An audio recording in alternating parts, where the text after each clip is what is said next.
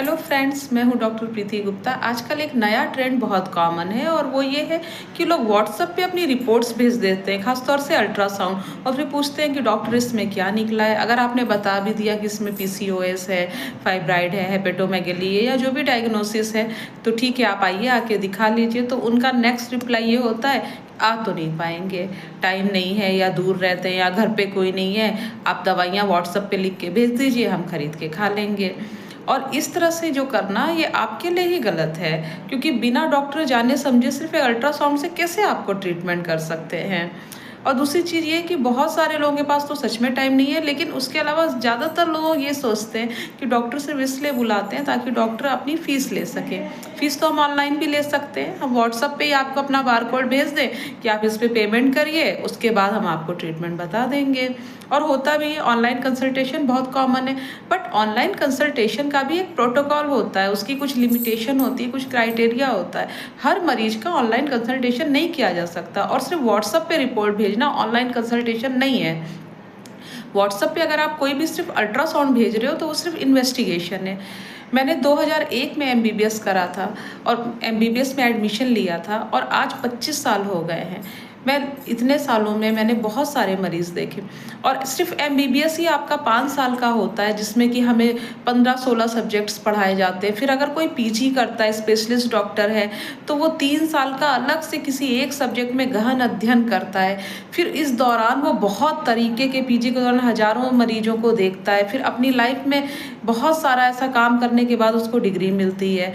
फिर जॉब में, या आप क्लिनिक है, हॉस्पिटल है, वहाँ पे भी आप लगातार जो भी पेशेंट देख रहे होते हैं, उनसे कुछ ना कुछ सीखने का, कुछ नया एक्सपीरियंस होता है। तो मरीज और डॉक्टर का इंटरेक्शन बहुत ज़रूरी है। वो उसके बगैर सिर्फ आप एक अल्ट्रासाउंड से दवाइयाँ नहीं दे सकते।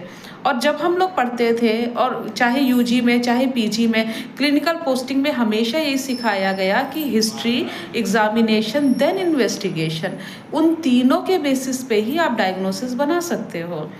सिर्फ कंप्लेन सुन के दवाई लिखना गलत है। बहुत सारे डॉक्टर्स भी ये काम करते हैं, मरीज ने कंप्लेन बोला और उन्होंने तुरंत दवाई लिख दिया, प्रॉपर उसकी हिस्ट्री नहीं ली। एटलीस्ट फर्स्ट टाइम जब मरीज दिखाने आता है तो उसकी हिस्ट्री बहुत ज़रूरी होती है। हिस्ट्री सिर्फ प्रेजेंट इलनेस ही नहीं होती, उसकी पास्ट हिस्ट्री, उसकी फैमिली हिस्ट्री, और अगर कोई महिला है तो उसकी मेंस्ट्रुअल हिस्ट्री, ऑब्स्टेटिकल हिस्ट्री, उसके कितने बच्चे हैं, ग्रेविडा, पैरिटी, कितने अबॉर्शन हुए हैं, ड्रग हिस्ट्री, इन सब की इंपॉर्टेंस है। जनरल एग्जामिनेशन, सिस्टेमिक एग्जामिनेशन, फिर आपको जो बीमारी डॉक्टर को लगती है उससे रिलेटेड ही वो ब्लड टेस्ट लिखते हैं या अल्ट्रासाउंड या जांचें लिखते हैं, उसके आधार पे वो अपनी डायग्नोसिस बनाते हैं। आपके अल्ट्रासाउंड में भी लास्ट लाइन ये लिखी होती है कि प्लीज कोरिलेट क्लिनिकली। क्लिनिकली आपने दिखाया ही नहीं तो आपकी डायग्नोसिस कैसे बन जाएगी। तो बहुत ज़रूरी है कि थोड़ा अपनी सेहत के लिए समय निकालें और डॉक्टर से मिलें। बहुत सारी बातें, सिर्फ बात करने से ही समस्याओं का समाधान हो जाता है। बहुत सारे आपका लाइफस्टाइल गड़बड़ है, या आपको कुछ पता नहीं है, तो आप डॉक्टर से पूछ सकते हैं, उससे बात कर सकते हैं, अपनी समस्याओं को बता सकते हैं। डॉक्टर आपको देख कर ही समझ जाते हैं कि हाँ, इसको ये दिक्कत हो सकती है। फिर उसके बाद एग्जामिन करते हैं, तब जाँच लिखते हैं, तब अल्ट्रासाउंड या ब्लड टेस्ट या जो भी चीज़ करते हैं उसके अकॉर्डिंग मरीज को देखा जाता है। तो ज़रूरी है कि कम से कम पहली बार तो आप डॉक्टर को दिखाएं। उसके बाद अगर फॉलोअप में आप नहीं आ सकते हैं तो आप बात कर लें, या फ़ोन पे अगर आपको कंसल्टेशन करना है, ऑनलाइन कंसल्टेशन जो भी डॉक्टर्स करते हैं आप उनसे कर सकते हैं।